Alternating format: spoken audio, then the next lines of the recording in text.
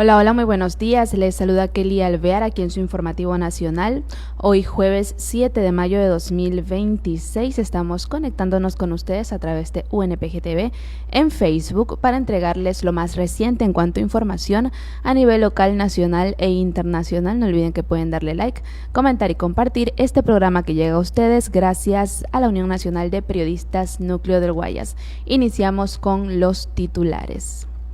234 movimientos y partidos pueden participar las próximas elecciones, siendo 14 organizaciones políticas de carácter nacional. Bien. También retorna a Ecuador expresidente Moreno para juicio por caso Sino Hydro. Oposición de Ecuador pide fiscalizar viaje de Noboa a la República Dominicana. También Ecuador emite $1,000 millones en bonos. El SECAP habilita 30,000 cupos para cursos gratuitos en Ecuador. Balacera en la 37 y Maldonado en el suburbio de Guayaquil. Sujetos dispararon contra la fachada de una casa. En cuanto al caso Goleada, la Fiscalía vinculará a la madre y esposa de Aquiles Álvarez. La Eurocámara y los países de la Unión Europea no llegan a un acuerdo sobre los aranceles entre Unión Europea y Estados Unidos. Israel ataca Beirut por primera vez desde el alto al fuego y mata a un alto mando en Hezbolá. Los españoles del crucero con antivirus tendrán una cuarentena de 45 días. Bien. Dicho esto, vamos a iniciar con el desarrollo de las noticias, pero no sin antes agradecer al licenciado Richard Sillán Bajaña, presidente de la Unión Nacional de Periodistas Núcleo del Guayas, y también agradecemos a los medios de comunicación que comparten este informativo a través de sus plataformas y redes sociales. Ellos son Radio Guayasense TV, Radio Sensación Digital, Radio Discorama en Italia, Radio La Voz de Daule, Postdata TV, estopensamos.com y también Gloria Visión TV y Coral Noticias desde Nueva York. Bien, iniciamos con el desarrollo de la información. Sean todos bienvenidos. El Consejo Nacional Electoral actualizó el registro permanente de organizaciones políticas en el que se encuentran 234 partidos y movimientos que están habilitados para participar en las elecciones seccionales de noviembre de 2026. De este número, 14 son organizaciones políticas de carácter nacional, 6 partidos y 8 movimientos. 67 son movimientos provinciales, 139 cantonales y 14 de nivel parroquial. En todos los niveles podrán participar en las elecciones, pues en esta ocasión se elige desde prefectos hasta vocales de las juntas rurales. Entre las organizaciones de nivel nacional, el CNE excluyó de la posibilidad de presentar candidatos a la Revolución Ciudadana, a la que suspendió el 6 de marzo de 2026, por encontrarse en investigación penal por supuestos aportes de campaña desde Venezuela. La sanción estará vigente por 9 meses. Adicionalmente, el Consejo Nacional Electoral también dejó constancia de que el Movimiento Construye y el Partido Unidad Popular, ex MPD, están cancelados, estos dos partidos, Construye y Unidad Popular, y aunque tienen recursos pendientes por resolver, no están habilitados para participar en las elecciones. Bien, esta primera noticia la hemos leído del mercurio.com.es. Por otra parte, el expresidente Lenín Moreno se encuentra en Ecuador para responder ante la justicia por el delito de presunto cohecho en el caso Sino Hydro, mientras desde la oposición mencionan posibles acuerdos políticos judiciales que favorecerían al exmandatario. Moreno arribó a la víspera a Quito procedente de Paraguay, luego de permanecer 5 años fuera del país, y deberá comparecer el próximo lunes 11 de mayo ante la Corte Nacional de Justicia para la audiencia de juzgamiento. El exgobernante llegó acompañado de su esposa, Rocío González, también procesada en la causa relacionada con presuntas irregularidades en la adjudicación de la hidroeléctrica Coca-Codo Sinclair. La Fiscalía sostiene que entre 2009 y 2018 operó una red de corrupción alrededor del proyecto energético, mediante la cual la empresa china Sinohydro habría entregado alrededor de $76 millones en sobornos, equivalentes a cerca de el 4% del valor total de la obra. Continuamos y Prensalatina.cu también nos indica que dirigentes y legisladores de la Revolución Ciudadana exigen fiscalizar el reciente viaje del presidente del Ecuador, Daniel Noboa, a República Dominicana. El desplazamiento del mandatario se realizó bajo el decreto ejecutivo 375 que declaró en comisión de servicios a funcionarios del Ejecutivo entre el 5 y el 6 de mayo para una visita oficial a Punta Cana, sin precisar el motivo ni quiénes lo acompañarían.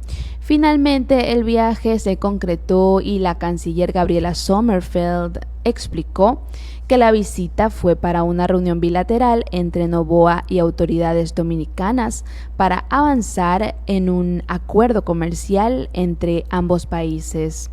El mandatario salió la noche de lunes y retornó el martes después del mediodía en una visita de pocas horas enfocada, según el Ejecutivo, en impulsar negociaciones que luego continuarán a nivel ministerial. El expresidente Rafael Correa pidió a la Asamblea Nacional solicitar formalmente a la Fuerza Aérea Ecuatoriana, FAE, encargada de operar la aeronave presidencial, la lista detallada de pasajeros que viajaron con Noboa. Correa advirtió, además, que la institución militar no puede prestarse para alterar información relacionada con la comitiva oficial. Por su parte, la presidenta de la Revolución Ciudadana RC, principal fuerza de oposición, la señora Gabriela Rivadeneira, cuestionó si el gobierno notificó a tiempo al legislativo sobre la salida del jefe de Estado, como establece la Constitución ecuatoriana. La dirigente desafió al oficialismo a presentar el documento remitido desde el Palacio de Carondelet, sede del gobierno, con el sello de recepción parlamentaria, y sostuvo que los registros institucionales no pueden modificarse. La bancada de la RC también anunció que revisará si se formalizó correctamente el eventual encargo temporal de la presidencia y si el uso de recursos públicos cumplió los requisitos legales. Continuamos y por otra parte RFI.fr nos indica lo siguiente. Ecuador emitió $1.000 millones en bonos en su segunda operación en los mercados internacionales en 4 meses, informó el miércoles el Ministerio de Economía y Finanzas. Se trató de una reapertura de los bonos soberanos 2034 y 2039 que tuvo la demanda de 7 veces mayor a lo ofertado, destacó esto el ministerio. En enero, el gobierno del presidente Daniel Noboa retomó los mercados luego de 7 años con una operación que tildó de histórica al colocar $4.000 millones en bonos para la recompra de deuda próxima a vencer. La emisión se da en medio de la creciente demanda de recursos para combatir la criminalidad en el país. El financiamiento obtenido este miércoles es de libre disponibilidad y permitirá sostener la inversión pública, fortalecer la provisión de servicios ciudadanos, mantener el dinamismo económico, señaló textualmente la cartera económica en un comunicado. El pasivo internacional de Ecuador fue de 51.740 millones de dólares, un 40% del Producto Interno Bruto, PIB, en 2025, según el Banco Central Local. Seguimos con el desarrollo de la información. Por otra parte, teleamazonas.com nos indicaba que hay cursos disponibles en 7 áreas en el CECAP, entre ellas emprendimiento, gastronomía, programación web, mecánica automotriz, entre otras. El Servicio Ecuatoriano de Capacitación Profesional, CECAP, anunció la apertura de 30.000 cupos para cursos gratuitos en distintas áreas de formación. Estos programas de capacitación están dirigidos para quienes buscan fortalecer sus habilidades laborales. El gobierno dijo que esta iniciativa forma parte de una primera fase y que en total se beneficiarán 90.000 personas durante 2026. Según informó Cynthia Helibert, secretaria general de la Administración Pública y Gabinete, el objetivo es impulsar la formación de jóvenes para potenciar la reactivación económica del país. ¿Cuáles son los cursos que están disponibles? Bueno, emprendimiento, comercio electrónico, programación web, gastronomía, mantenimiento de computadoras, mecánica automotriz y también electricidad básica. ¿Cómo puedes inscribirte? Para acceder a los cursos, los interesados deberán seguir los siguientes pasos. Primero, ingresa a la plataforma Encuentra Empleo del Ministerio del Trabajo. Regístrate colocando tus datos personales y escoge el curso que mejor se adapte a tu perfil e intereses. Bien, las personas que estén interesadas en esto ya saben cómo pueden hacerlo a través de la plataforma Encuentra Empleo. Seguimos y eluniverso.com nos indica que hubo una balacera en la 37 y Maldonado en el suburbio de Guayaquil. Una ráfaga de disparos alteró la tranquilidad de los habitantes de la 37 y Maldonado en el suroeste de Guayaquil cerca de las 7 horas de este jueves 7 de mayo de 2026. Según información preliminar, sujetos armados atacaron la fachada de una vivienda de 2 pisos. En la escena quedaron al menos 12 impactos de bala. Los disparos alcanzaron la puerta, ventanas y paredes del inmueble. Pese a la violencia del ataque, hasta el momento no se han reportado personas heridas ni víctimas mortales. Personal investigativo acudió al sitio para realizar el levantamiento de indicios y recopilar evidencias que permitan esclarecer lo ocurrido.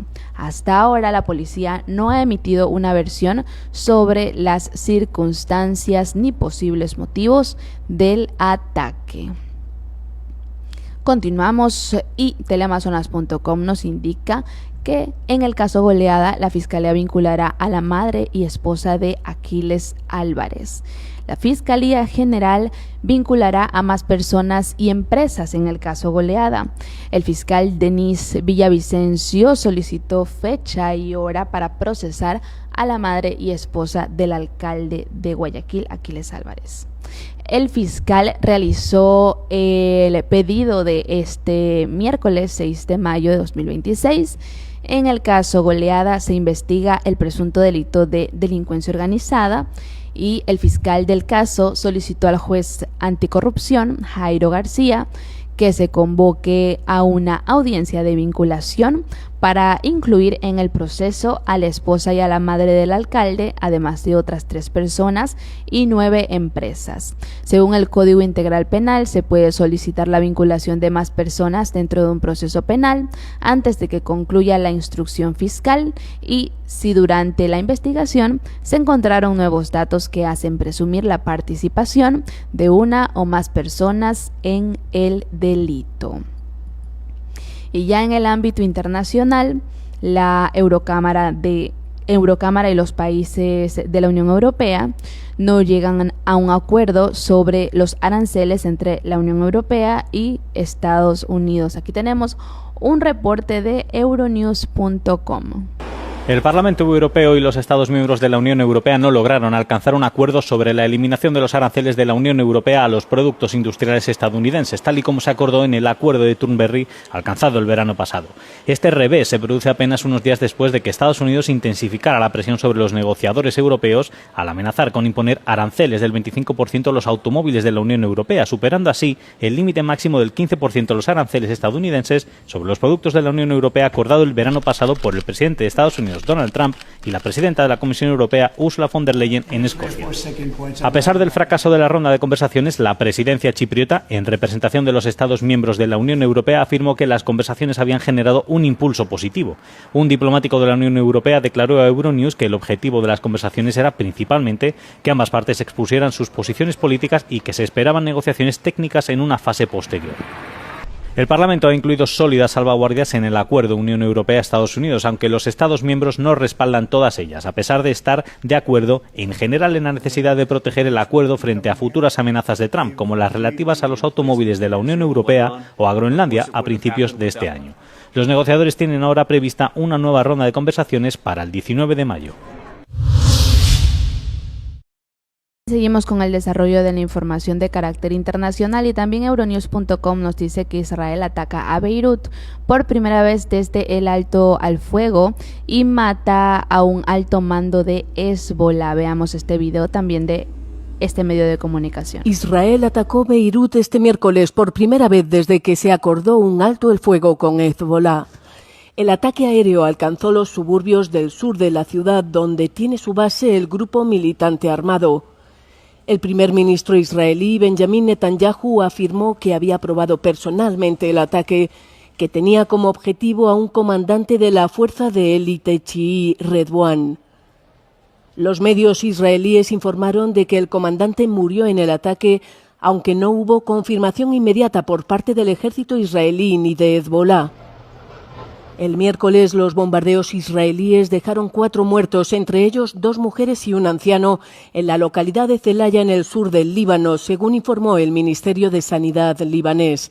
El ejército israelí, por su lado, aseguró que Hezbollah había lanzado drones explosivos y cohetes contra soldados israelíes en el sur del Líbano, dejando 7 heridos. El alto el fuego en el Líbano ha servido de base para una tregua más amplia entre Estados Unidos e Irán, siendo el cese de los ataques israelíes en el Líbano una exigencia clave en Irán. Continuamos con la información internacional y finalmente Euronews.com también nos indica que los españoles del crucero con antivirus tendrán una cuarentena extrema de 45 días. Cuando los 14 españoles que viajan a bordo del MV Ondius pongan pie en tierra, su destino será la planta 22 del Hospital Central de la Defensa Gómez Ulla en Madrid. Allí funciona la unidad de aislamiento de alto nivel conocida como UAN, creada en 2014 tras la crisis del Hezbollah y que ya se activó durante la repatriación de ciudadanos desde Wuhan al inicio de la pandemia del COVID-19. La unidad no es una planta hospitalaria convencional, cuenta con 8 habitaciones de doble esclusa y opera bajo un régimen de presión negativa en varios escalones que impide que cualquier patógeno salga al exterior. Desde una sala de control central, cámaras de alta resolución permiten supervisar a los pacientes sin necesidad de contacto físico constante, algo relevante dado que los sanitarios necesitan un mínimo de 15 minutos para colocarse correctamente el equipo de protección. Los enfermos entrarían directamente desde el aparcamiento subterráneo en un montacargas específico con su propio sistema de ventilación filtrada. El periodo de incubación del hantavirus puede alcanzar los 45 días, según ha explicado la ministra de Sanidad Mónica García, y confirma que María Joao Forjás, presidenta de la Sociedad Española de Epidemiología. A partir de este plazo y contando desde la última exposición posible al virus, se determinaría la duración del aislamiento. Los contagios a bordo del Ondius se registraron entre el 6 y el 28 de abril, según la OMS, lo que complica precisar exactamente desde qué fecha empieza a correr el plazo. Algunos expertos han planteado si sería posible acortar la cuarentena mediante pruebas serológicas. La respuesta es no. Forjás aclara que las personas sin síntomas no presentan indicadores en sangre que confirmen si han pasado la enfermedad o no. La única vía es la monitorización continua de síntomas. El proceso comienza con un cuadro similar a la gripe, con fiebre, malestar, posibles síntomas gastrointestinales y en los casos graves evoluciona hacia complicaciones pulmonares que requieren UCI. Entre los primeros síntomas y los más severos pueden pasar entre 3 y 6 días, con lo que la rapidez de respuesta es determinante. El hantavirus no tiene tratamiento específico ni vacuna. Lo que existe es soporte vital en la UCI, en el propio organismo del paciente, quien combate la infección. La tasa de letalidad puede llegar al 50%, pero baja considerablemente si se atiende al enfermo en los primeros estadios. Por eso la estancia en el Gómez Ulla no es solo una medida de contención, sino también una garantía de acceso inmediato a cuidados intensivos si alguno de los pasajeros desarrolla síntomas durante el periodo de vigilancia. Y de esta manera estamos culminando con este informativo nacional. Hemos revisado lo más reciente en cuanto a noticias a nivel local, nacional e internacional de los distintos medios de comunicación. Yo soy Kelly Alvear y espero que haya sido de provecho la información que hemos compartido con ustedes hoy. Que tengan un excelente jueves.